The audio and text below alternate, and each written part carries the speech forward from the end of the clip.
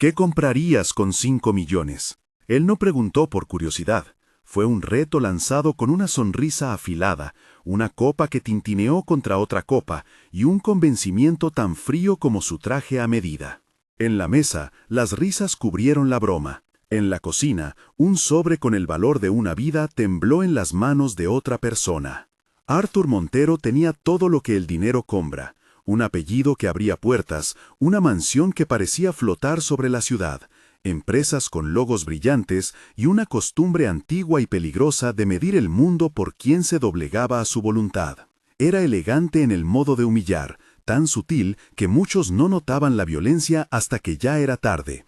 Para su círculo, apostar por la capacidad de transformar a alguien, de hacer pasar a una empleada por una dama de sociedad, era un entretenimiento. Para Thomas Sorano, la idea era más refinada, una demostración de que, con el dinero adecuado y el plan correcto, todo se puede controlar. María la escuchó sin que nadie se lo pidiera, o más bien, oyó el rumor de aquella apuesta como si el aire le trajera la noticia hasta la cocina, donde fríe pan para el desayuno de la casa de subcontratación donde trabajaba. Había oído, en días anteriores, cosas parecidas. Las oportunidades vienen así. Lo que nunca había escuchado fue un cheque con una cifra que quitaba el sueño y compraba respiraciones. 5 millones no eran una cifra con la que soñar, eran la tabla que la mantenía a flote cuando las cuentas se multiplicaban y las facturas llegaban en voz alta, a la hora del almuerzo, cuando su hermana le llamaba desde la clínica y la voz a través del teléfono no podía ser más débil de lo que ya era la paciencia. Aceptó, pero nunca como quien acepta un regalo. No hay gloria en plegarse por necesidad. Hay una especie de duelo callado que se abre con cada gesto que exige venderse por seguridad. Firmó un documento que la gente en la mesa llamó formalidad, pero para María fue un contrato que pesó en el vientre. Lo que allí se rubricó no era solo la unión civil de dos nombres, era una transacción con condiciones, plazos y reglas, 3 meses, como se hacía con muebles de lujo o con coches caros. Nada romántico, nada humano. La mañana del matrimonio administrativo fue breve y sin fanfarrias. Un funcionario del registro leyó palabras que ella repitió con la boca seca. Firmó. Arthur firmó con una letra precisa que no dejaba rastros de duda. No hubo beso sostenido, ni promesa.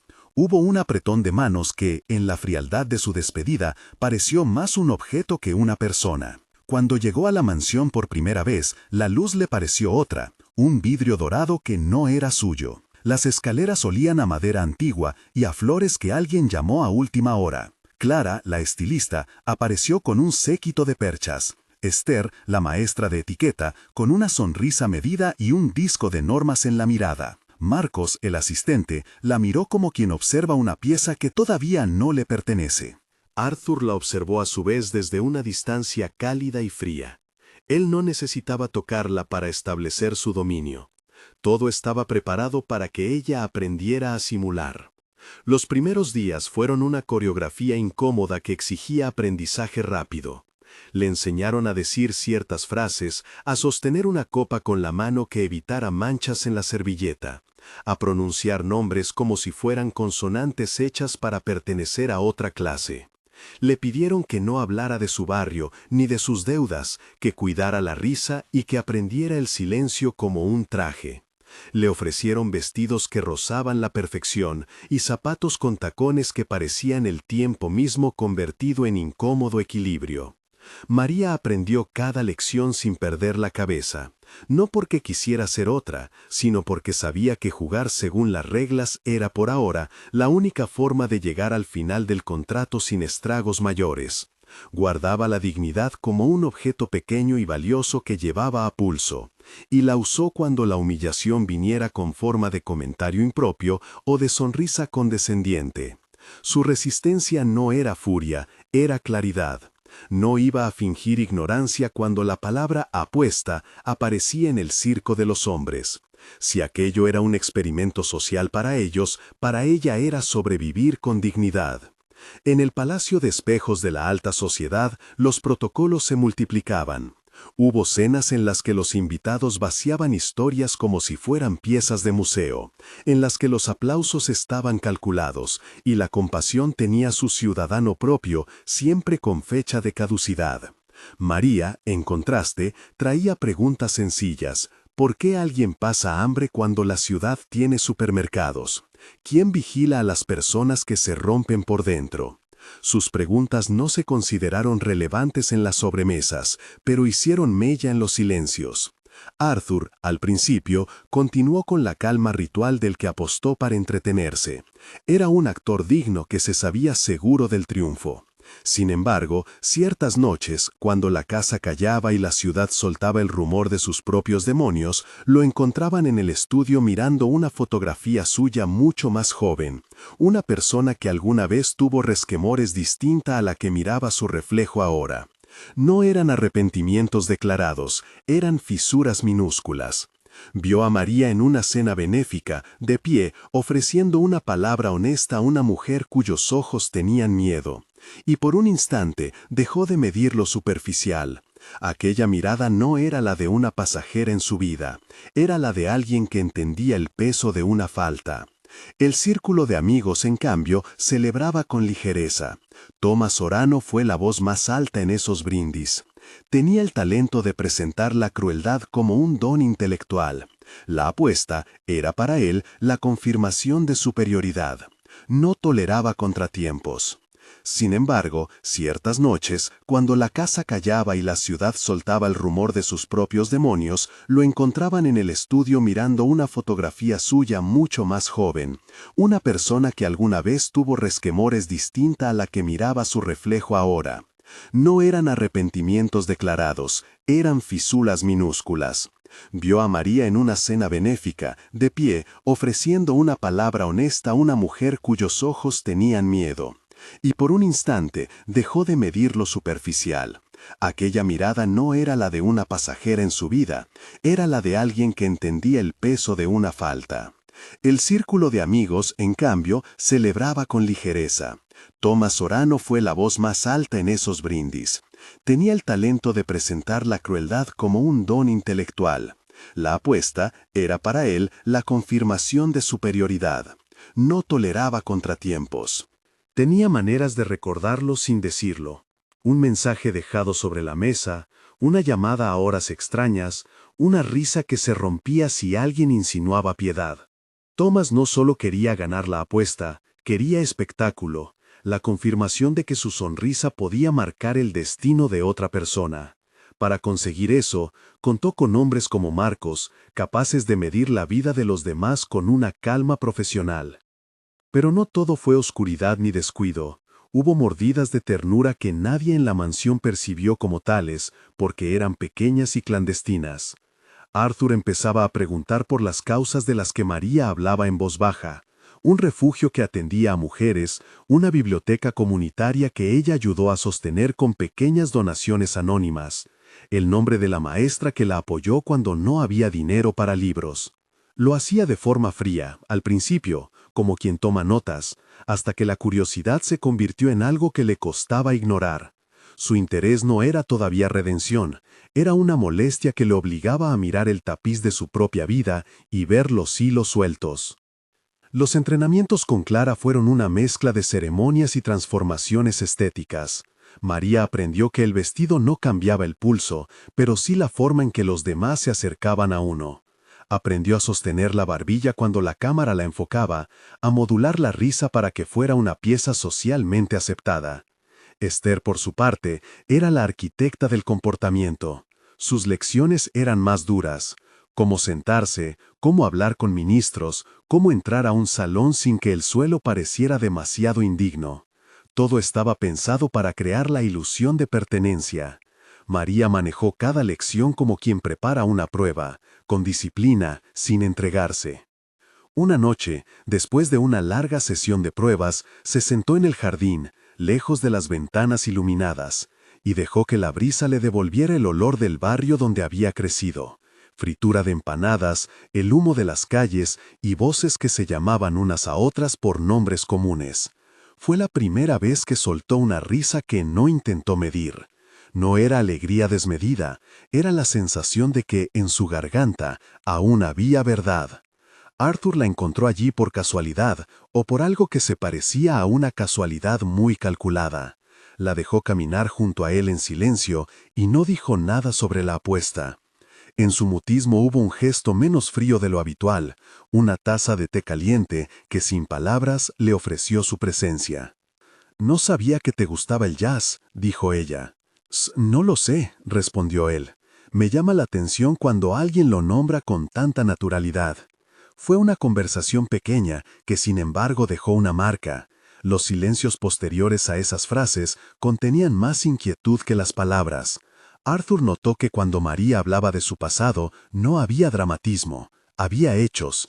Y los hechos, cuando son nombrados sin adornos, golpean de una manera distinta a la que golpea una broma.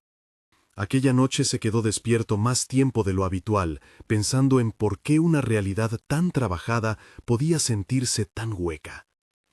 Algunos compañeros de la casa, en la intimidad de la madrugada, apostaban a que el experimento terminaría sin sorpresa.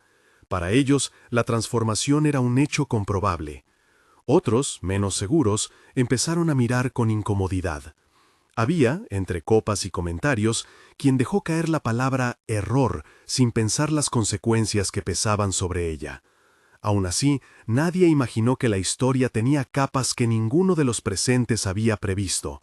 No solo se trataba de un juego, sino de dos vidas que, por azar, se estaban cruzando en un punto donde algo más que dinero podía suceder. Mientras María aprendía, su hoja de vida no se borraba. Seguía siendo la mujer que pagaba alquiler, que llenaba formularios y que recogía medicinas. En las noches en que la mansión dormía, enviaba mensajes a su hermana, arreglaba cuentas en su cuaderno y revisaba los nombres de personas de su pasado. Su fuerza no nacía de orgullo, nacía de responsabilidad. No era heroica por eso, solo humana. No quería convertir su pobreza en una tarjeta de presentación gloriosa, quería libertad para respirar. En uno de los eventos solidarios a los que la llevaron, María habló ante una pequeña audiencia sobre el valor de los proyectos comunitarios que conocía. No habló de grandes cifras ni de puntualidad, habló de nombres. Dijo la historia de una mujer que había abierto una cocina para niñas y que, gracias a una moneda, la vida de al menos 5 familias había cambiado de forma concreta. Lo hizo con la modestia de quien confía en los hechos. La audiencia la aplaudió, no con la frialdad de una crítica social, sino con la gratitud que emerge cuando alguien cuenta verdades que recuerdan lo humano. Arthur la vio en esa charla y no pudo evitar sorprenderse, no solo por lo que decía, sino por la forma en que la gente se acercaba a ella, con abandono, sin protocolo. Había, entre las personas, una reacción que él no sabía comprar con dinero, el afecto genuino. Ver eso le tocó un punto que, hasta entonces, no sabía que tenía. No era un terremoto, fue una suba lenta, una pregunta que se instaló como una astilla en la costra. ¿Qué pasa si lo que yo tengo no alcanza para llenar esto? Fue el inicio de una incomodidad con sus propias certezas. Thomas lo notó. La apuesta no solo consistía en la imposición, también había una medida de peligro social. Si Arthur parecía afectado por la presencia de María en escenarios reales, la victoria podía perder su brillo. Thomas presionó, preguntó por rumores en despachos, deslizó comentarios que buscaban encender la incomodidad. Marcos, como instrumento, obedecía con la precisión de quien no se detiene a cuestionar el porqué. Capturaba conversaciones, archivaba mensajes y en ocasiones dejaba caer notas anónimas que alimentaban la ansiedad de la casa. Sus acciones tenían la intención de asegurarse de que la puesta en escena funcionara hasta el último día. Las semanas se convirtieron en una rutina que, a pesar de todo, tenía rugidos inesperados.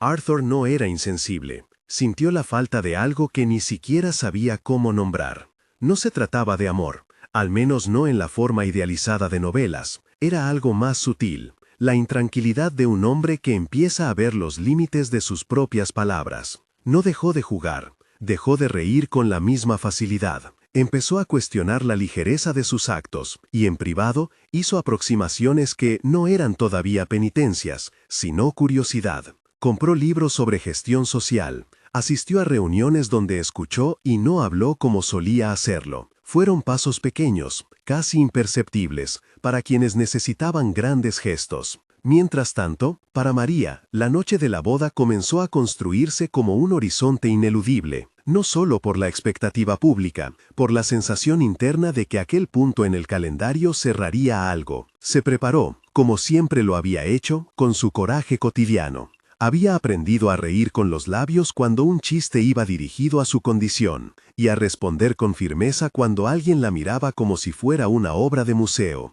Pero en privado, cuando probó el vestido que le habían elegido, un encaje que le rozaba la piel como si buscara hacerlo olvidar de su historia, sintió una punzada que no era de vanidad, era una pregunta. ¿Qué soy yo si me transforman con telas y lecciones? Esa sensación la siguió durante los ensayos. Las voces a su alrededor se llenaban de expectativas que olían a celebración y a socialité. Los medios de comunicación, invitados a la ceremonia privada de la Jet Set, empezaron a preparar titulares que hablaban de la unión inesperada. Para la comunidad que conocía a María, la noticia era una mezcla de asombro y preocupación. Algunos la saludaron con títulos de apoyo, otros miraron la transacción con desconfianza. Ella, por su parte, respiraba y rehacía el territorio de su decisión. Continuar era una forma de sostén, no una promesa de entrega ilimitada. En el trasfondo, Thomas fraguaba la última parte del plan. Sabía que la noche de bodas era el momento de mayor emoción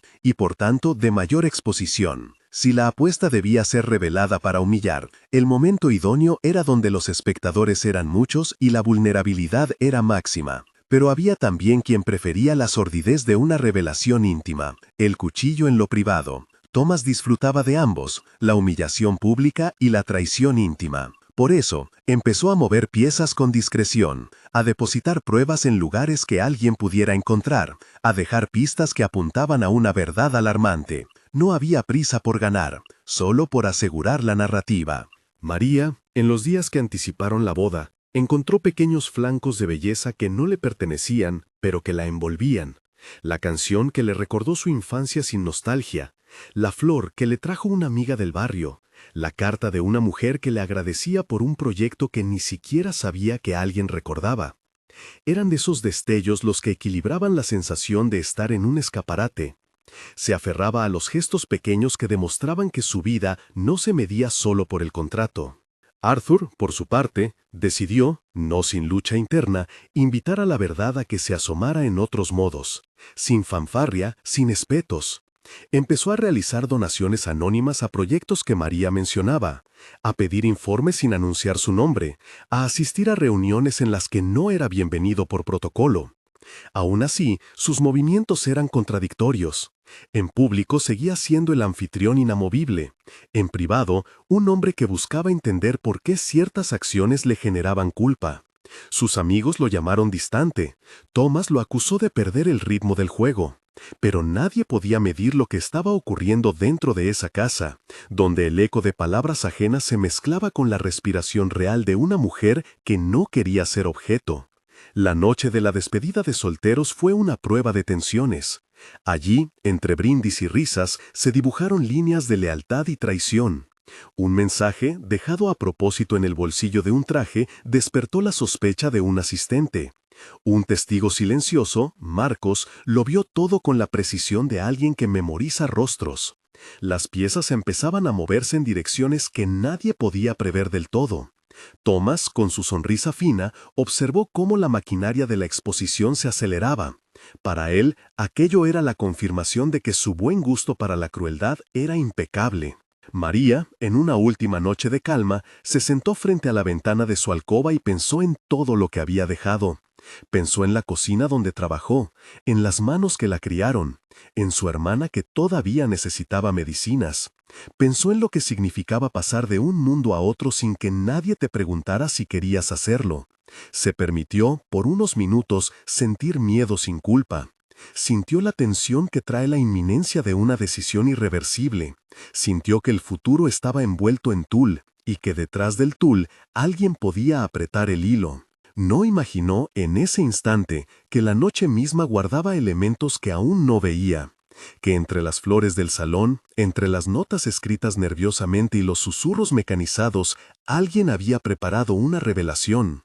No era una revelación por accidente, era un ardid calculado. Había pistas sembradas en mensajes, en un archivo que seguía la trayectoria de sus días, en una foto extraña, idealizada con falsedades. El eco de un plan se acercaba a la fecha señalada como tinieblas que se estiran antes de una tormenta. El día de la boda amaneció con una claridad que confundió a la gente. El cielo estaba limpio, como si quisiera negar lo que estaba por suceder. El equipo de producción acomodó cada detalle: flores, luces, un jardín que parecía dibujado para la ocasión. María se vistió lenta, con la concentración de quien ensambla una armadura de tela. Clara la ayudó a deslizar el vestido. Esther ajustó una postura. Todo parecía encaminado hacia la perfección. Antes de salir, recibió un sobre. No era la primera vez que llegaban cartas que hablaban de cosas de su pasado. Sin embargo, este se veía distinto. Tenía el sello de la misma casa, como si fuera una nota de alguien que la conocía muy de cerca. Lo abrió con la calma de quien ya ha enfrentado sorpresas. Dentro, solo había una fotografía borrosa.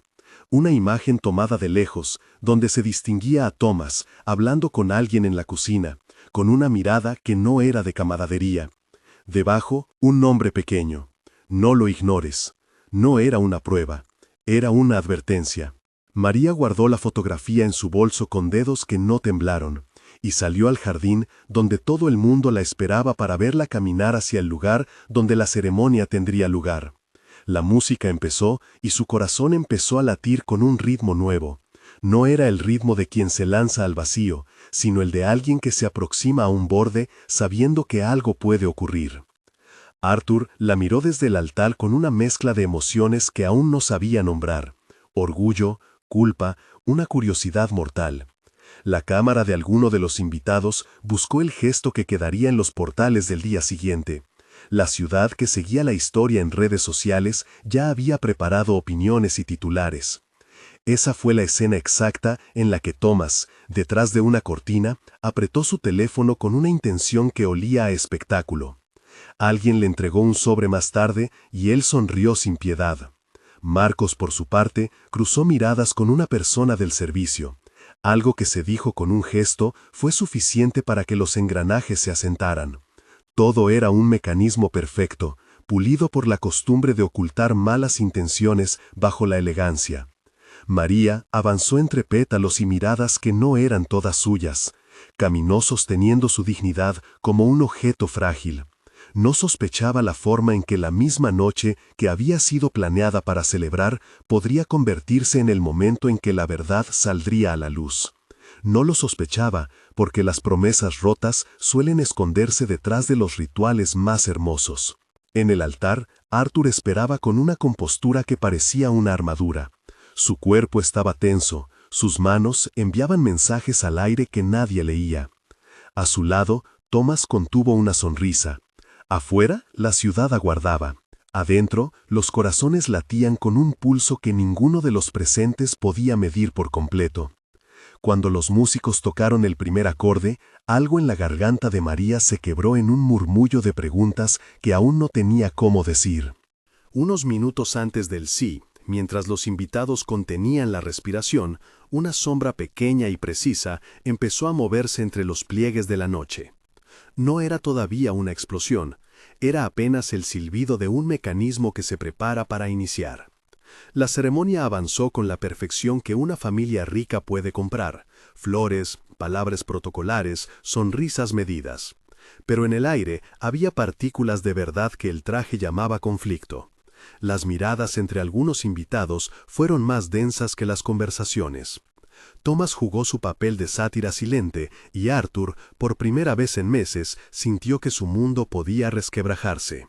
María, con el vestido apretándole la piel y un brillo extraño en los ojos, supo que la noche no sería un punto de simple cierre. Sin embargo, no tenía todavía la pieza que todo lo cambiaría. Todo parecía encaminado hacia un momento tan esperado como problemático. El sonido del teclado en el móvil de alguien se mezcló con el murmullo de las voces. Un susurro, apenas audible, se escapó entre las columnas. La tensión empezó a subir con la lentitud de un cataclismo anunciado. Y mientras la palabra sí quedaba en la punta de las lenguas, una posibilidad intangible flotaba en la sala, que lo que había sido pactado como un juego iba a mostrar una verdad que aún nadie había visto. En ese instante, la cámara de la sala hizo un paneo general. Se detuvo en la cara de María, la imagen de alguien que se aproxima a su destino con la dignidad intacta. Se detuvo también en Arthur, que parecía de golpe más humano en su espera, y se detuvo en Thomas, que sonreía por dentro. La música, todavía, cerró una nota. Un silencio de pocos segundos se extendió como un sello. La historia, hasta ese punto, se había tejido con hilos claros. Una apuesta, un contrato, una transformación forzada y los primeros indicios de algo que no era solo juego. El clímax, la verdad que debía reventar como una fruta madura, esperaba su momento. La noche de bodas se preparaba para revelar lo que aún dormía en bolsillos cerrados y mensajes programados. El teatro estaba montado, los actores pulían sus capeles. Afuera, la ciudad seguía su ritmo inconsciente. Adentro, la historia tomaba una inclinación peligrosa. Y mientras la ceremonia avanzaba hacia el punto culminante que nadie quería nombrar, alguien en la sombra terminó de ajustar un detalle. Un sobre, un dispositivo, una foto o simplemente un mensaje listo para ser desplegado en el escenario más brillante de la noche. La cuenta atrás no era visible, pero existía. El aire olía a lirios y a peligro contenido. María respiró hondo, apretó la mano de la persona que la acompañaba hacia el altar y, por primera vez en semanas, pensó en la posibilidad de que la verdad no fuera solo un argumento, sino una puerta que abriría a otras responsabilidades. En el corredor posterior a los aplausos simulados, donde los invitados murmuraban y las cámaras guardaban su memoria, Thomas tocó con la punta de los dedos el sobre que guardaba. Allí, en ese movimiento casi imperceptible, cerró el círculo de una apuesta que no era de dinero, sino de dignidades. Ninguno de los presentes, sin embargo, imaginó que la noche guardaba todavía una palabra que podía quebrar el pacto. La música continuó, y los pasos siguieron su rumbo. La noche de bodas, con su luz y sus sombras, apenas empezaba a escribir la página en la que la verdad tomaría forma. Si esta historia te atrapa, escribe en los comentarios desde dónde nos lees. Quiero saber quiénes sienten esta noche tan cerca. El brindis aún reverberaba cuando Thomas bajó del podio con la sonrisa bien apretada que había practicado durante semanas. No fue un gesto espontáneo. Había ensayado la pausa, el movimiento de manos, el tono que haría que la sala, esa sala comprada y decorada para la perfección, se partiera en dos. Sacó del bolsillo un sobre blanco y lo dejó sobre la mesa de entrada, como quien deposita una sentencia. Algunos invitados lo miraron por curiosidad, otros imaginaron que era un detalle más del entretenimiento de la velada. Nadie imaginó la ruptura que traía envuelta. El primer indicio fue un pitido tenue, un sonido que se coló entre las notas del piano y que nadie relacionó de inmediato con lo que venía. Las luces, que hasta entonces bañaban el jardín con un tono meloso, se apagaron frágilmente. Un murmullo. Un teléfono perdido que emitió la reproducción de una voz conocida. La voz de Arthur, joven, altiva, encapsulada en un audio que alguien había preparado para ese momento. Palabras dichas con desprecio, risas que ahora sonaban como cuchillos, una conversación donde se contaba la apuesta como quien habla del clima. El proyector se encendió por la insistencia de alguien en la sombra. La pantalla prendió y mostró, uno tras otro, documentos que había sido fácil fotografiar en el descuido de un escritorio, correos, un contrato firmado a pluma con una rúbrica fría, capturas de mensajes donde se hablaba de plazos y condiciones. Había también una fotografía, tomada en la cocina de la mansión. Arthur y Thomas, cerca de la estufa, sonriendo como conspiradores.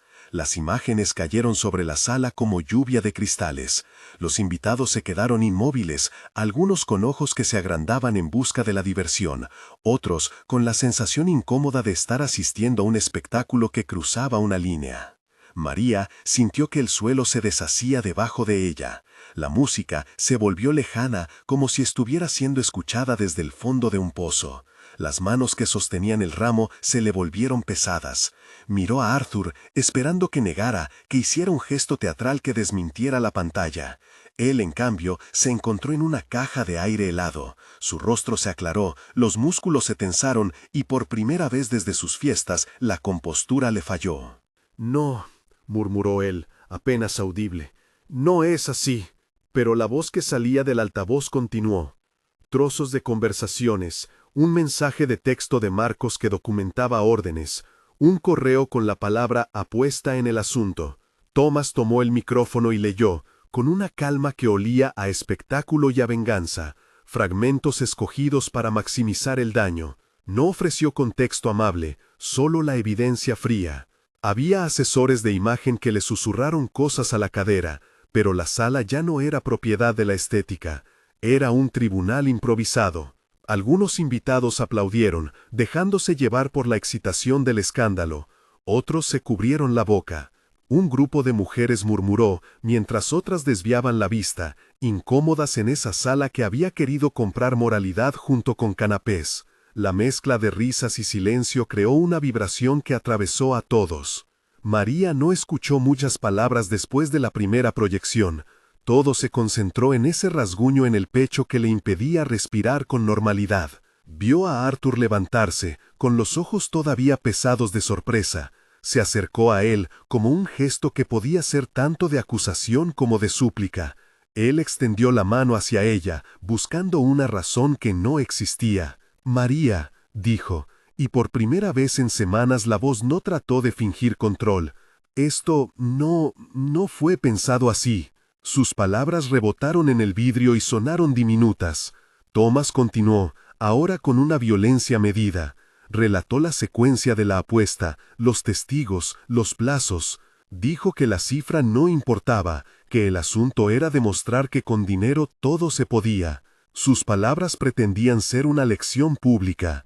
Arthur, sintiendo que el teatro se volvía verdugo, intentó apagar el proyector con un gesto torpe.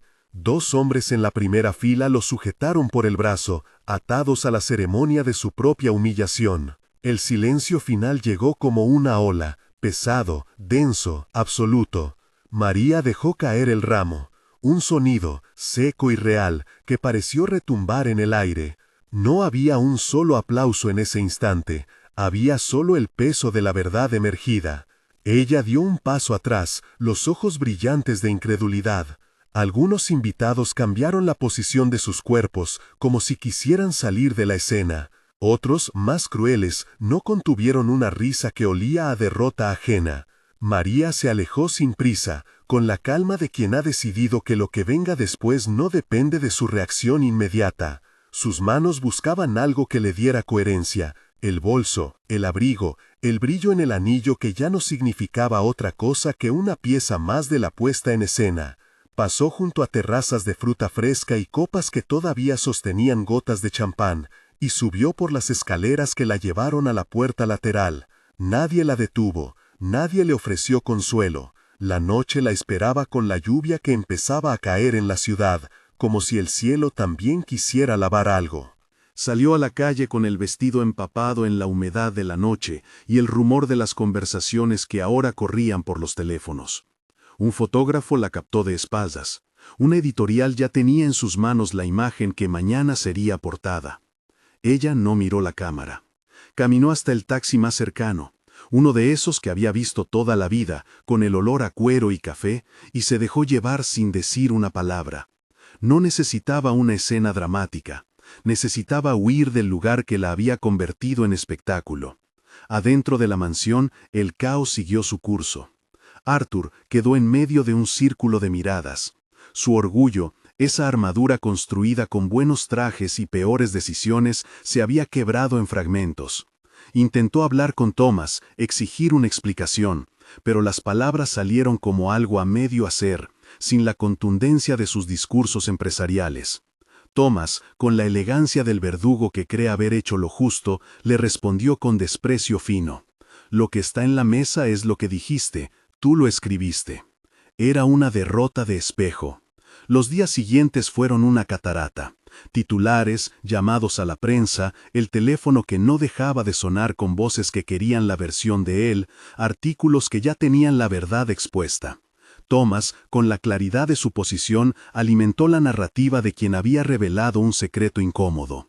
Algunos socios, desconcertados, se alejaron. Otros, más pragmáticos, calcularon el costo de mantenerse cerca. Arthur enfrentó la mirada de su empresa y su familia en reuniones llenas de silencios largos.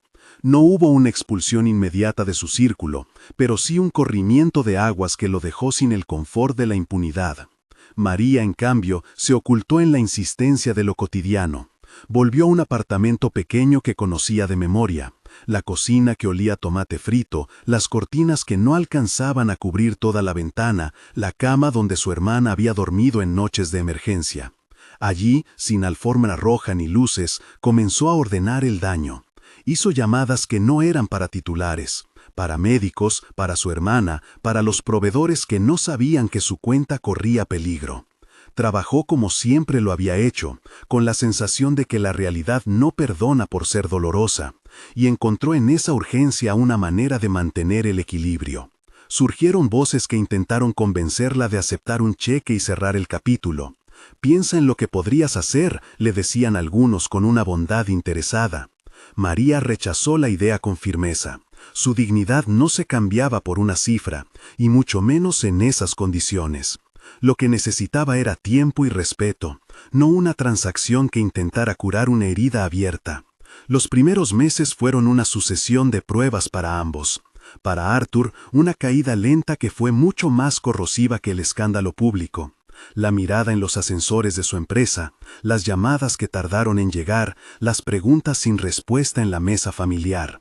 No hubo una expulsión inmediata de su círculo, pero sí un corrimiento de aguas que lo dejó sin el confort de la impunidad. Para María, la reconstrucción costó noches sin dormir, consultas, conversaciones con amigas que eran almohadas de palabra. No hubo romanticismo en el proceso, hubo decisiones concretas y a veces duras. Ella, que había sido tratada como mercancía, construyó una estructura para no depender nunca más de la buena voluntad de otros. Arthur, en su vértigo, buscó atajos y puertas que no existían. Al principio sus gestos fueron impulsos, un video donde decía «lo siento», un intento de acercamiento por mensajes que María ignoró. Luego entendió, no sin dolor, que las palabras sin acciones no reparan.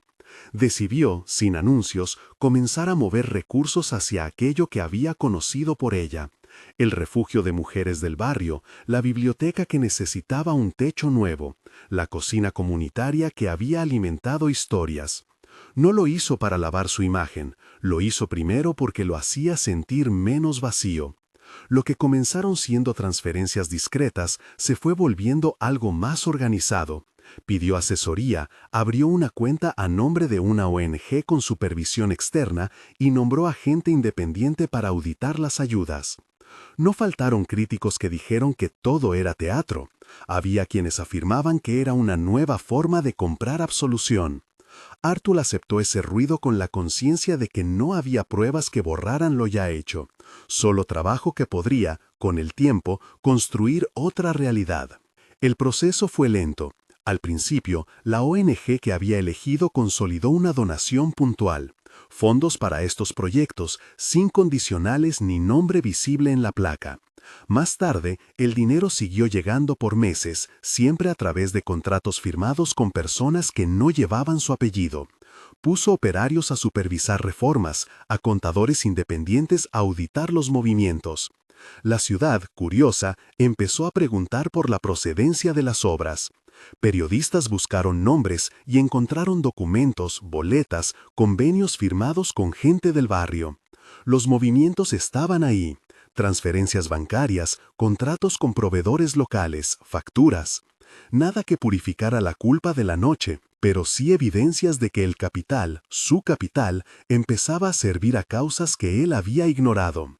Mientras tanto, Thomas seguía con su carrera de exhibicionista. Para él, la gratuidad del escándalo tenía un valor que no pretendía devolver.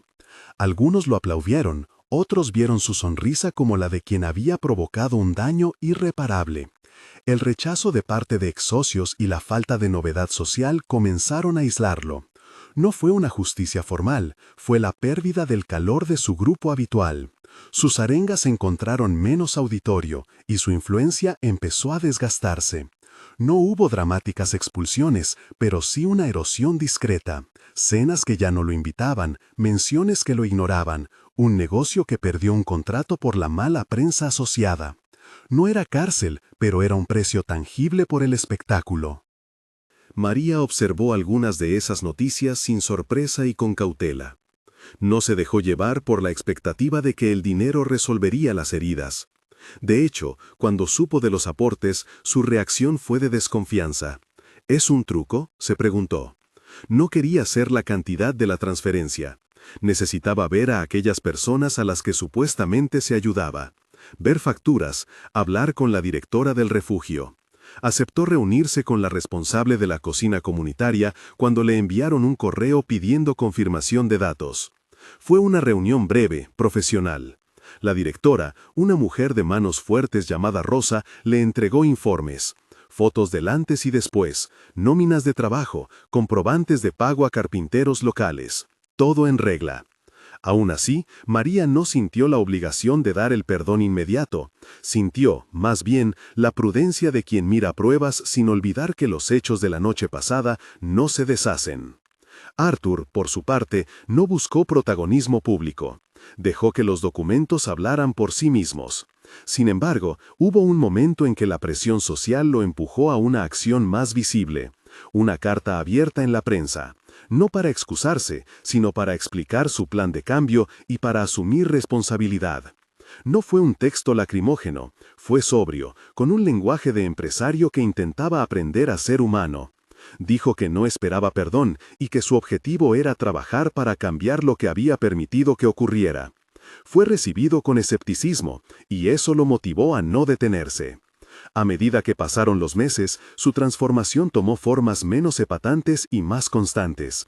Contrató a líderes comunitarios para dirigir proyectos, renunció a un puesto honorario en una fundación de la que muchos sospechaban que solo servía para el brillo social, y firmó convenios que permitían auditorías externas. Dejó de asistir a cenas donde la vanidad se celebraba como deporte. Eso le costó, perdió contratos, su nombre dejó de brillar en ciertos círculos, y la soledad ocupó espacios que antes cubrían risas y complicidades. La soledad, sin embargo, lo empujó a mirar adentro. Hubo un gesto público que cambió algunas percepciones. Durante la inauguración de una cocina comunitaria, quien prometió un discurso manchado de condescendencia fue el primero en ofrecer silencio. Arthur no ocupó la tarima. Envió a la directora que dirigía la iniciativa y a uno de los contadores que habían verificado todo. Cuando, en el video que la ONG proyectó, apareció de manera discreta su nombre ligado a la financiación, la gente comenzó a hablar. Entre los asistentes se encontró una presencia conocida. María, invitada por Rosa como agradecida por lo que la cocina hacía, estaba allí. No ocupó el centro del escenario, se sentó en una fila trasera con los ojos firmes hacia adelante. No fue un acto de reconciliación, fue mero testimonio del efecto de la obra sobre su comunidad.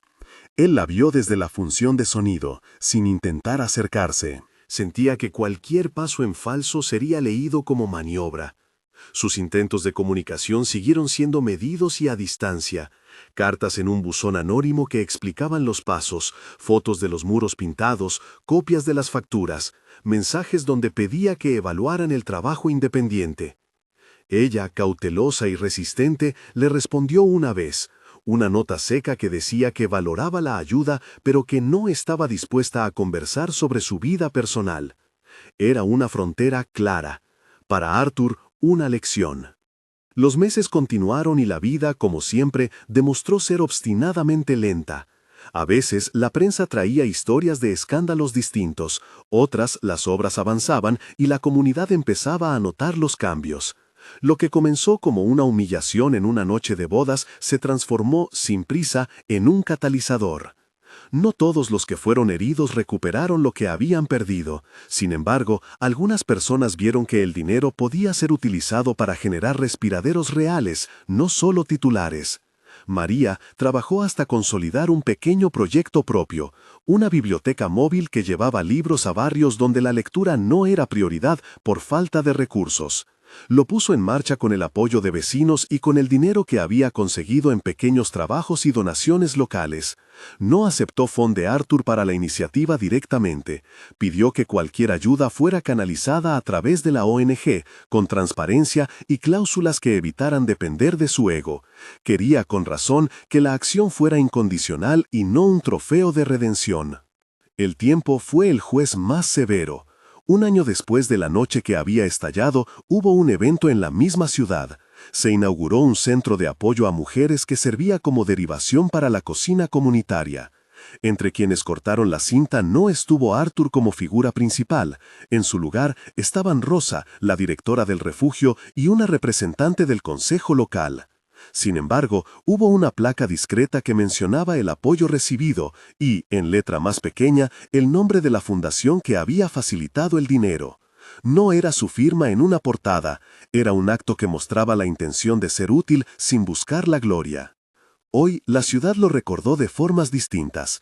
Algunos insistían en llamarlo traidor, otros en conferirle alguna capacidad de aprendizaje. Lo cierto es que Arthur ya no era el mismo hombre que había sonreído en la mesa de la apuesta. Caminaba más despacio, escuchaba más y había aprendido a no convertir cada problema en una oportunidad para demostrar su poder.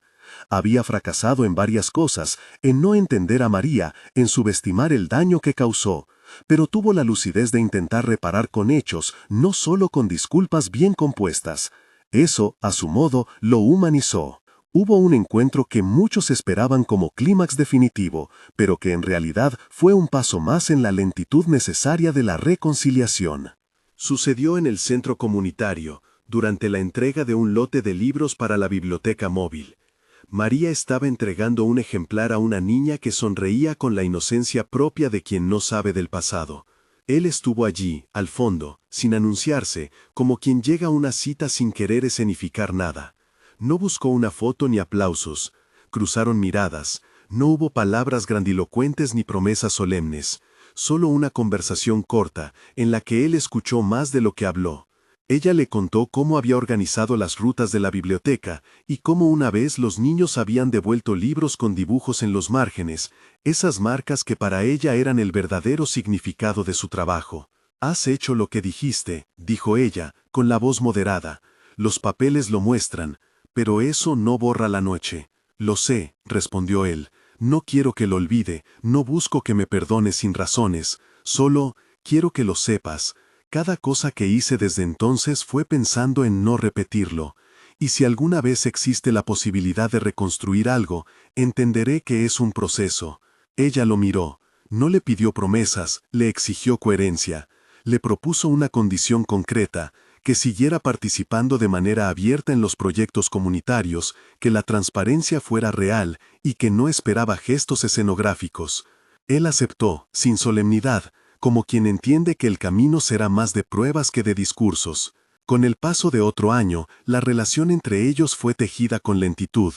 Hubo reuniones públicas en las que trabajaron en proyectos conjuntos, con roles difíciles de encajar, ella con la fuerza de quien no olvida, él como agente de recursos que no pretende salvar, sino apoyar. No vivieron una historia de reconciliación fulminante, vivieron encuentros incómodos, conversaciones en las que afloraban silencios, miradas que aún llevaban cicatrices. María exigía límites claros, no quería ser llevada al centro de una narrativa donde su perdón fuera exhibido como trofeo. Arthur, por su parte, tuvo que aprender a aceptar que sus acciones serían siempre vigiladas y que algunos lazos, una vez rotos, no se recomponen por decreto. Thomas, alejado del brillo, intentó mantener su lugar en otros espacios. Su influencia había mermado, y algunos de los que antes celebraban su crueldad, ahora preferían mirar hacia otra parte. No fue una caída escandalosa para él, pero sí un aislamiento lento que lo obligó a repensar qué valor tenía su espectáculo cuando la reputación empezaba a costarle negocios. No hubo escenas de venganza ni reconciliaciones explosivas. La sociedad caprichosa fue cambiando los focos. La historia para ambos no tuvo el cierre de una película romántica perfecta. No hubo una única escena que lo resolviera todo. Hubo, en cambio, una ceremonia pequeña, celebrada lejos de fotógrafos y comentarios. No fue la boda de gala que había prometido el primer contrato. Fue una reunión íntima en la que María y Arthur decidieron, de manera consciente y con testigos humildes, intentar novar su relación en términos de asociación, respeto y responsabilidad. No fue un sí pronunciado entre aplausos, fue más bien un acuerdo maduro, la aceptación de un camino largo, la firma de límites y de acuerdos sobre cómo administrar proyectos comunes, la promesa de no usar su historia para beneficios personales. Antes de la ceremonia, Arthur entregó a María un sobre. No era un cheque ni una cifra que pretendiera comprar perdón. Era una carpeta con todo lo que había hecho en los últimos 2 años, contratos de apoyo a la ONG, auditorías, nombres de proveedores locales a los que se les había pagado, testimonios de beneficiarias del refugio. La carpeta estaba ordenada, no como escenografía, sino para que ella la mantuviera si quería. No había presión, solo transparencia. Ella la tomó, la revisó y por primera vez en mucho tiempo mantuvo una conversación donde la palabra confianza apareció sin tartamudeos. No es suficiente, dijo ella, sin enfado, pero es algo que necesita tiempo para comprobarse. Lo sé, contestó él, y estoy dispuesto a ese tiempo. En la pequeña ceremonia asistieron Rosa, la directora del refugio, la hermana de María con la cara marcada por noches de preocupación y ahora por alivio, algunos vecinos que habían visto la cocina levantarse, la maestra que había sido articuladora de las rutas de la biblioteca. No hubo cámaras, hubo sí un silencio de respeto. Intentaron marcar un nuevo inicio, no con la grandilocuencia del primer evento, sino con la humildad que da la conciencia de la fragilidad humana. El epílogo no cerró con una sentencia de felicidad absoluta, mostró en cambio una escena cotidiana. La biblioteca móvil en un parque, niños sentados en el pasto leyendo, María colocando un libro en manos de una pequeña que se rió al ver una ilustración. Arthur, a unos metros, hablaba con un carpintero sobre cómo mantener las mesas que tanta falta hacían. No era la foto de una pareja idealizada, era la imagen de 2 personas con un pasado marcado que trabajaban, con esfuerzo y discreción, para que el daño cometido se transformara en algo que diera vida. En una última escena, años después, se abrió el centro que había sido soñado en largas conversaciones y pruebas, un espacio que combinaba cocina comunitaria, biblioteca y formación para mujeres.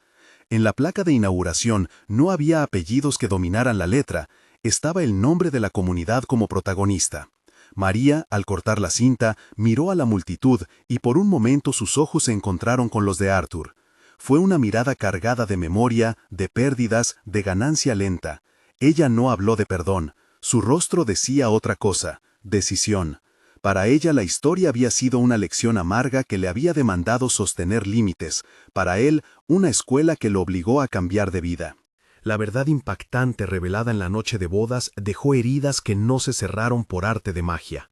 Pero también fue el disparador de procesos reales, de arrepentimiento que se tradujo en trabajo, de acciones verificables que se convirtieron en reparación y de una confianza construida a base de tiempo y pruebas. No todo terminó en felicidad idílica, terminó en una posibilidad honesta de convivencia, sin imposturas ni réplicas del pasado. Cuando el sol se puso sobre el centro comunitario, la gente encendió unas pequeñas luces que colgaban como guiños en la tarde. Los niños seguían leyendo, ajenos al peso de los mundos adultos. María recogió una libreta donde alguien había escrito gracias en letras grandes y torpes. La dobló con cuidado y la guardó en su bolso. Arthur pasó a su lado y sin detenerse le dijo en voz baja: «Gracias por no rendirte». Ella lo miró un segundo más y dejó que el momento fuera tal como era, un presente imperfecto, con pasado pesado y futuro incierto, pero con la posibilidad de ser un lugar donde la dignidad y la responsabilidad tuvieran más peso que el brillo de una apuesta. Si esta historia te conmovió, suscríbete y comparte tu opinión. ¿Perdonaría a María? Vota en los comentarios y cuéntanos por qué.